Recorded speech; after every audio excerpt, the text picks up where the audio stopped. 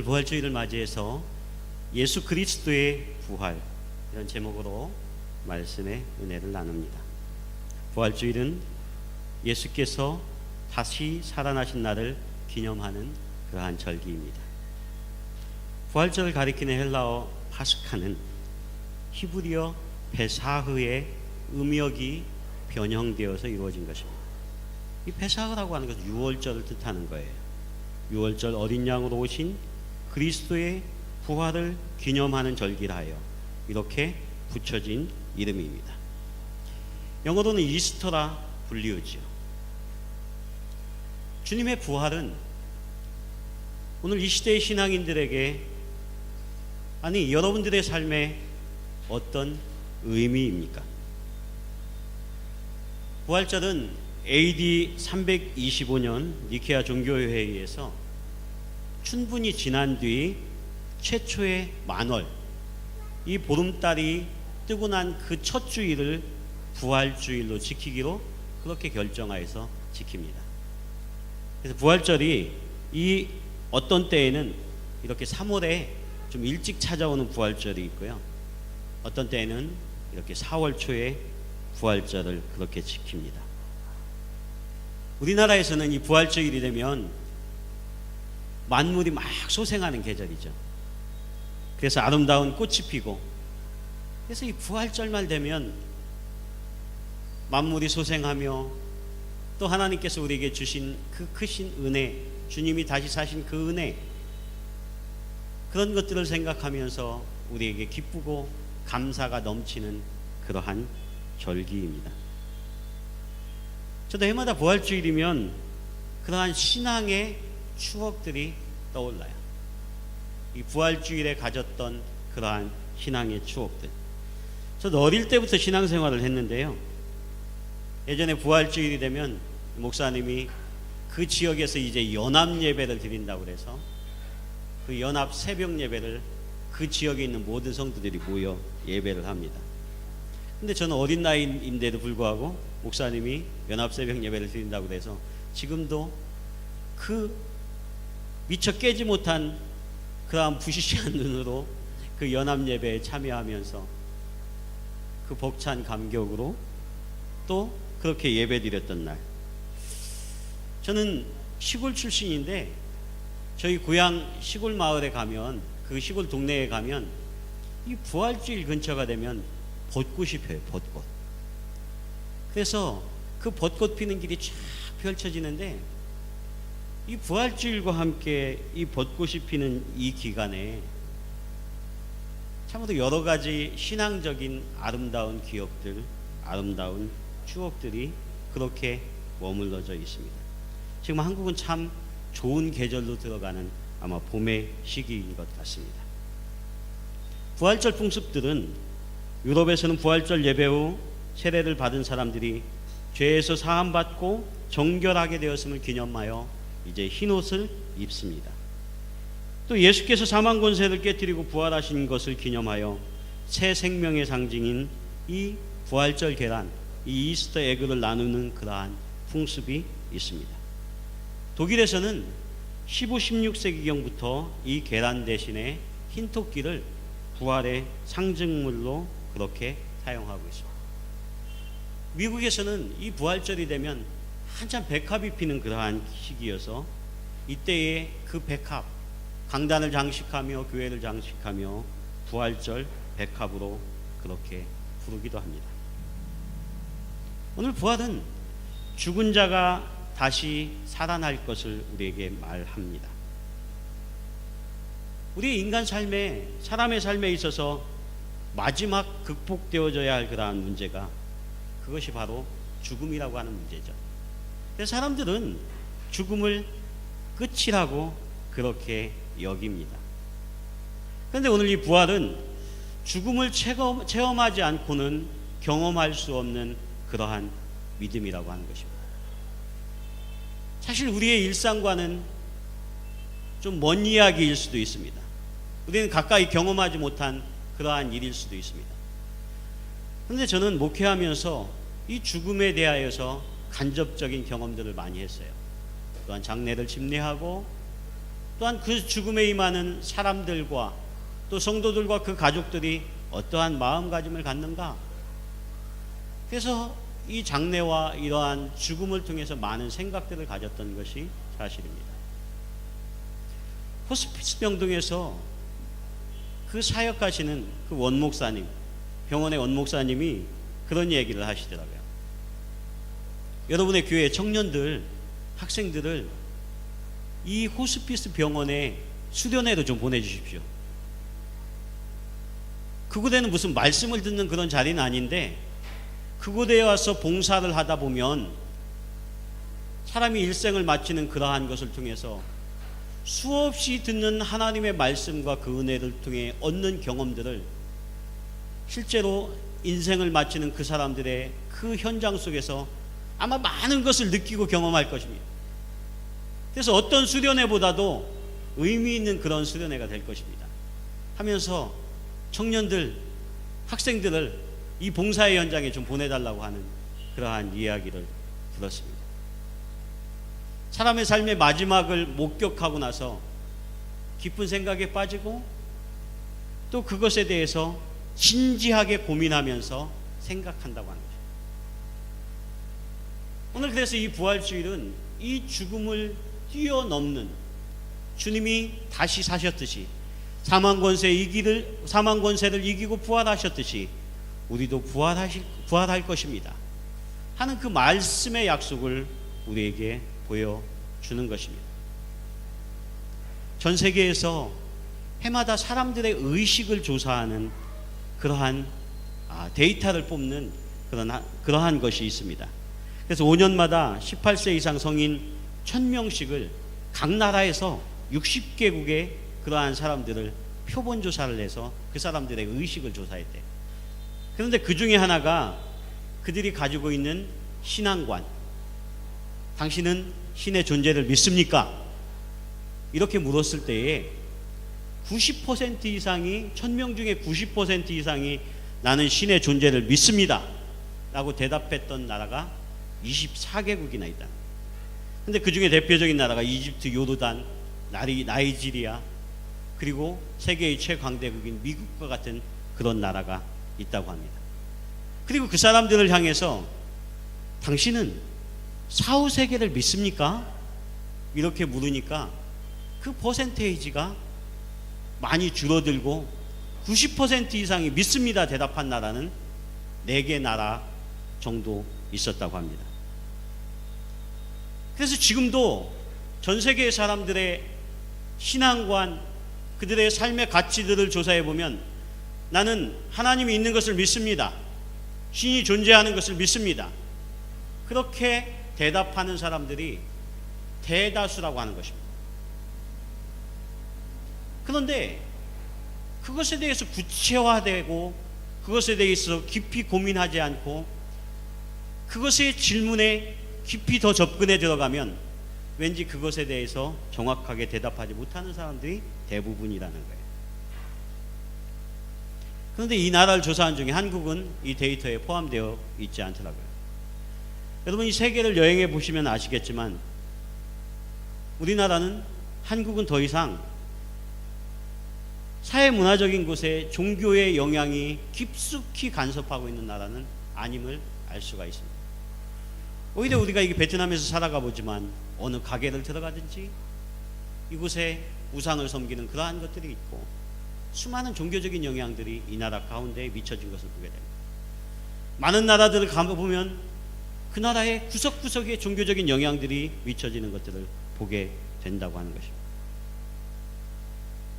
오늘 우리에게 있어서 우리의 신앙생활에 죽음이 갖고 있는 그러한 그림자, 그것에 대해서 진지하게 고민하고 생각해 보았던 사람들이 우리에게 부활의 소망이 무엇이며 우리에게 왜 부활이 필요한가, 그것에 대하여서 생각하게 된다고 하는 것입니다.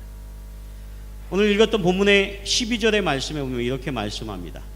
그리스도께서 죽은 자 가운데서 다시 살아나셨다 전파되었거늘 너희 중에서 어떤 사람들은 어찌하여 죽은 자 가운데서 부활이 없다 하느냐, 이렇게 말씀합니다. 오늘 사도 바울은 고린도 교회를 향하여서 그들에게 쓴 편지에 많은 사람들이, 어떤 사람들은 죽은 자 가운데에서 부활이 없다 이렇게 믿을 뿐만 아니라, 생각할 뿐만 아니라 그것을 말하여서 교회 안에 이 부활 논쟁을 일으키고 있다 하는 그러한 말씀입니다. 우리가 갖는 신앙 고백인 사도신경은 우리의 신앙이 그리스도의 부활 사건에 근거한 것임을 말합니다. 그래서 우리는 그렇게 고백합니다. 장사한 지 사흘 만에 죽은 자 가운데서 다시 살아나셨으며. 여러분 그렇게 믿습니까? 우리는 이렇게 동일하게 고백합니다. 우리의 기독교 신앙이 철저히 하나님께서 역사적인 그러한 행위와 사건을 통해서 이 땅 위에 이루어진 말씀의 약속이 성취된 것을 근거하여서 우리에게 말씀하고 있다고 하는 것입니다. 한때 신학계에는 20세기 초에 독일을 근거한 그러한 신학사조 중에 비신화화라고 하는 그러한 열풍에 빠진 적이 있습니다. 그래서 그들은 하나님께서 약속의 말씀의 성취로 보여준 부활과 그러한 역사적인 사건들을 잘 믿지 않았어요. 아니, 그것은 그들의 신앙 고백에 불과하다고 그렇게 폄하하는, 그렇게 다른 생각을 전파하는 그러한 일들이 벌어졌습니다. 오늘 사도 바울을 통해서 이 고린도전서 15장에 그렇게 말씀합니다. 그리스도께서 만일, 가정법을 썼어요. 그리스도께서 만일 다시 살아나지 못하셨으면, 오늘 고린도 교회에 논쟁이 있는 것처럼 그리스도께서 만일 다시 살아나지 못하셨으면 우리가 전파하는 것도 헛것이며 또 너희 믿음도 헛것이다, 이렇게 말씀합니다. 오늘 사도 바울은 고린도 교회를 향해서 만일 너희가 예수 그리스도께서 부활하셨습니다, 그리고 지금도 내 안에 살아계시고 나도 동일하게 부활할 것을 믿습니다, 이런 고백을 갖지 못한다고 한다면 너희가 전파하는 그 믿음이 헛것이다, 이렇게 말씀합니다. 그리스도의 부활을 믿지 못하는 사람이 자신이 가진 기독교 신앙에 대해서 전파할 수 있다는 것입니다. 내가 가진 신앙의 모습을 전할 수 있다는 것입니다. 그런데 그 모든 것이 다 헛것이다, 이렇게 말씀합니다. 우리의 믿음도 헛것이다, 이렇게 말씀합니다. 그리스도께서 다시 사셨기 때문에 우리에게도 이 동일한 소망이 있어야 한다는 것입니다. 예수님께서 2000년 전에 저 유대 땅 예루살렘에서 십자가에 달려 죽으시고 사흘 만에 부활하셨습니다. 우리가 그 사실을 있는 그대로 우리가 기억하고 있는데 그쳐서는 안 된다는 것입니다. 예수의 부활은, 그것은 반드시 있었던 존재론적인 사건뿐만 아니라 더 중요한 것은 오늘 내 삶에, 내가 살아가고 있는 삶의 현장에 구체적으로 연결되어질 수 있어야 한다는 것입니다. 예수 그리스도께서 부활하셨습니다. 그렇기 때문에 우리는 우리의 삶 속에서도, 우리의 생활 속에서도 소망이 있습니다. 여러분 그렇게 고백하십니까? 이것은 우리의 신앙생활의 중요한 기본과 기초가 되는 말씀이라고 하는 것입니다. 내가 존재하게 되는 그러한 근거, 내가 신앙생활하는 그러한 목적, 그것은 예수님께서 부활하셨듯이 나도 동일하게 부활할 것을 믿습니다. 이것이 오늘 우리의 죽음의 권세를 이기시는 부활의 신앙인 것입니다. 그래서 예수님은 공생의 기간 동안 특별히 제자들을 가르칠 때에 특별한 사역들을 하셨습니다. 예수님은 제자들을 3년 동안 다니시면서 제자들과 함께 먹으셨잖아요. 그들과 함께 주무시면서 그들과 모든 생활들을 동일하게 하셨습니다. 그래서 그들을 예수님의 온전한 제자로 천국 복음을 가르치기 위해서 그들을 훈련하셨다고 하는 것입니다. 그런데 예수님께서 십자가에 달려 돌아가셨을 때에 그 제자들의 모습이 어떠했습니까? 그들은 뿔뿔이 주님께서 십자가에 달려 돌아가셨습니다. 자신의 고향을 향해서, 자신의 옛날의 직업을 향해서 그들은 뿔뿔이 흩어졌다는 것입니다. 그토록 예수님께서 공들이며 그들을 훈련하고 그들과 동일하게 먹고 마시며 하나님의 말씀을 가르쳤지만, 주님이 십자가에 달려 돌아가셨을 때에 그들에게 선포되어졌던 그 부활의 신앙이 그들 안에 없었다는 것입니다. 부활하신 주님이 요한복음에 예수님의 제자들에게 나타났을 때에 도마는 다른 제자로부터 주님이 부활하셨다고 하는 그 소식을 듣습니다. 그때 도마가 이렇게 이야기를 하는 거예요. 내가 그의 손에 못자국을 보며 내 손가락을 그 못자국에 넣으며 내 손을 그 옆구리에 넣어보지 않고는 믿지 아니하겠노라. 예수님께서 제자들에게 다시 나타났습니다. 그래서 이번에는 일부러 이 도마에게 다가가셨던 것입니다. 그리고 이렇게 말씀하십니다. 내 손가락을 이리 내밀어 내 손을 보고 내 손을 내밀어 내 옆구리에 넣어보라. 그리하여 믿음 없는 자가 되지 말고 믿는 자가 되라. 이렇게 말씀합니다. 예수님께서 도마의 손가락을 자신의 옆구리에 넣어보면서 내가 더 이상 믿음 없는 자가 되지 말고 믿는 자가 되라. 이렇게 말씀합니다. 그때 그 부활하신 주님을 이 도마가 실제로 체험하고 경험하면서 그가 이렇게 고백하는 거예요. 나의 주님이시여 나의 하나님이십니다. 사랑하는 여러분, 오늘 이 부활주일이 우리에게 축제로 다가오는 것도 중요하지만 오늘 이 부활주일은, 우리가 이 부활주일을 지키는 중요한 이유는 우리의 잃어버린 믿음을 되찾아야 하는 줄 믿습니다. 우리의 흔들리는 믿음을 더욱 구체적으로 세우는 것이 이 부활주일을 지키는 이유입니다. 그 믿음이 우리에게 필요합니다. 부활하신 예수님께서 믿지 못하고 의심하던 도마를 찾아오셔서 그가 부활하신 예수님을 경험하게 한 이후에 그는 흔들리지 않는 믿음을 가질 수가 있었고, 그는 믿음 없는 자의 삶의 모습이 아니라 믿음 있는 자의 삶의 모습으로 주님을 땅끝까지 전하는 그 부활의 증인이 될 수가 있었다고 하는 것입니다. 사랑하는 성도 여러분, 주님이 부활하셨습니다. 오늘 이 고린도 교회와 같이 오늘 이 현대교회에 믿음 없는 자의 모습을 가진 사람들이 많습니다. 가진 성도들이 있습니다. 우리가 믿는다고 고백하면서도 마치 주님이 부활하신 것이 오늘 나의 삶 속에, 나의 삶의 현장 속에 없어질 것처럼, 없을 것처럼 그렇게 신앙생활하는 성도들이 의외로 너무나 많다는 것입니다. 그래서 우리는 이 부활주일에 하나님 앞에 그 부활의 기쁨을 나누면서 나의 믿음을 다시 한번 물어야 합니다. 나에게 지금 주님이 부활하셨듯이 내가 영원히 죽지 않는 그 부활에 살아있는 믿음이 있는가? 그 믿음이 있어야만 우리가 흔들리지 않는 믿음을 소유할 수 있다고 하는 것입니다. 그래서 고린도전서 15장의 말씀은 그것을 말씀하고 있는 거예요. 20절에 보면 그러나 이제 그리스도께서 죽은 자 가운데서 다시 살아나사 잠자는 자들의 첫 열매가 되셨도다. 여러분 믿습니까? 예수님은 잠자는 자들의 첫 열매가 되셨다고 했습니다. 그래서 우리도 이 죽음을 극복하고 주님이 부활하셨듯이 우리도 부활합니다.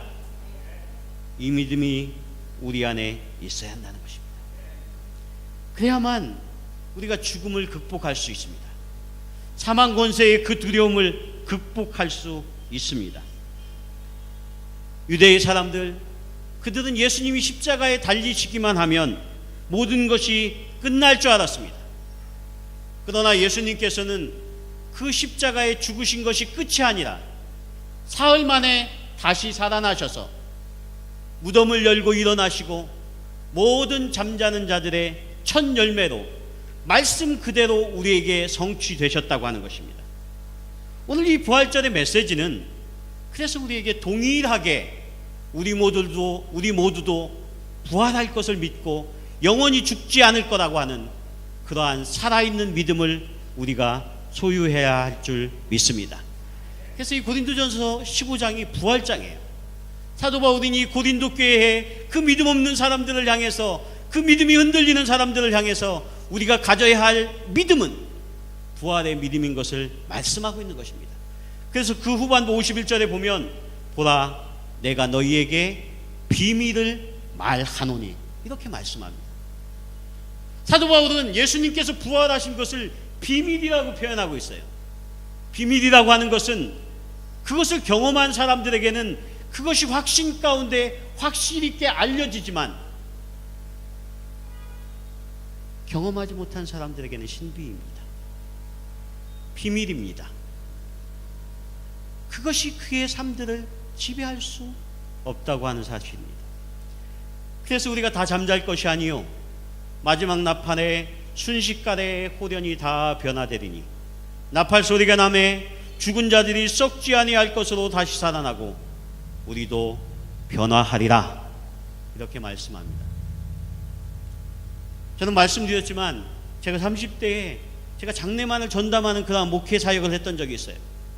그래서 수없는 장례식장에서 저는 그들에게 소망으로 선포되었던 그러한 말씀이 주님이 죽음과 사망의 권세를 물리치고 다시 부활하셨듯이 오늘 이 자리에 잠드신 이 성도님도 반드시 부활할 것입니다.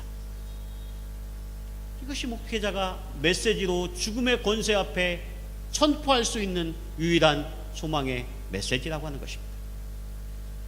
오늘 15장 58절의 말씀에 보면 그래서 사도 바울은 이 고린도 교회를 향해서 그렇게 말합니다. 그러므로 내 사랑하는 형제들아, 그러므로 내 사랑하는 성도들아, 견고하여 흔들리지 말며 항상 주의 일에 더욱 힘쓰는 자들이 되라. 사랑하는 여러분, 오늘 왜 이 초대교회가, 오늘 왜 예수님의 제자들이 주의 말씀을 듣고도 그렇게 흔들립니까? 그들은 이 부활하는 그 믿음이 저들의 신앙의 기초 가운데, 저들의 믿음 가운데 흔들리지 않고 자리 잡지 못하였기 때문에 그들은 늘 이 믿음이 흔들리기 때문에 주님 앞에 사역하는 것도 봉사하는 것도 흔들리는 것입니다.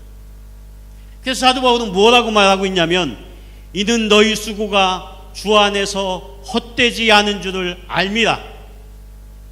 오늘 이 부활의 믿음이 없이 주의 교회에서 우리가 봉사하고 사역하고 하나님의 말씀을 가르치고 이 모든 것들이 우리의 믿음이 없이 하는 행위들은 흔들리고 마음이 변하고 헛된 것이 될 수 있다고 하는 것입니다.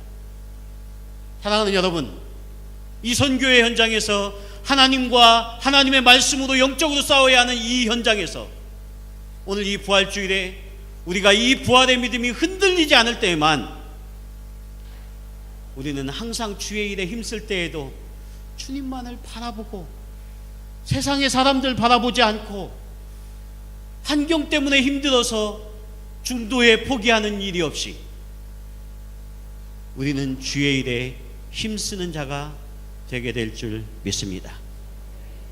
2016년도에 이 부활주일에 사랑하는 모든 성도님들에게 이 부활의 믿음이 분명하시기를 축원합니다. 주님이 잠자는 자들의 첫 열매가 되셨듯이 우리도 부활할 것이고 우리의 소망은 여기에 있지 않습니다. 우리의 소망은 이 땅 가운데 있지 않습니다. 우리에게 약속하신 그 하나님 나라 가운데 있다고 하는 그 흔들리지 않는 믿음을 소유하는 여러분 되시기를 축원합니다. 그래서 먼저 바울은 부활을 의심하지 말고 견고하게 서라, 확실히 믿으라. 그래야만 우리가 이 땅 가운데 먹고 마시고 즐기는 것에 우리의 삶과 정열을 쏟지 않게 되어 있다. 그것을 고린도 교회에 권면하고 있다고 하는 것입니다. 사랑하는 여러분, 저와 여러분들이 이 땅 가운데 주의 일에 수고하고 땀 흘리는 것이 우리 아버지 나라의 그 나라에서 우리에게 영광스러운 상급이 있는 줄 믿습니다. 그 소망을 보고 함께 달려나갈 수 있는 저와 여러분이 되셨으면 좋겠습니다. 그래서 2016년도 부활주일은 우리가 주님이 다시 사신 날을 기뻐할 뿐만 아니라 우리의 믿음을 다시 한번 점검하고 회복하는 복된 부활주일이 되시기를 간절히 축원합니다. 기도하겠습니다.